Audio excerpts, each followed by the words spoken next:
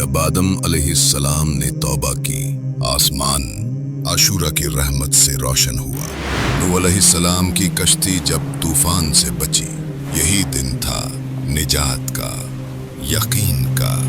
ابراہیم علیہ السلام کو جب آگ گلزار بنی تو وقت نے کہا یہ عاشورہ کا فیض ہے۔ موسیٰ علیہ السلام نے دریا چیر دیا، فرعون ڈوبا، حق پھر سرخرو ہوا۔ یونس علیہ السلام کو مچھلی کے پیٹ سے رہائی ملی، یہی دن سجدوں کی قبولیت کا لمحہ ٹھہرا۔ عیسیٰ علیہ السلام کو آسمانوں پر اٹھایا گیا، یہ دن اللہ کے فیصلوں کی عظمت کا گواہ ہے۔ اور پھر کربلا کی خاک نے حسین رضی اللہ عنہ کے لہو سے عاشور کو امر کر دیا۔ یہ عاشور ہے جہاں انبیاء کی تاریخ خاتم الانبیاء کے نواسے حسین ابن علی سے منسلک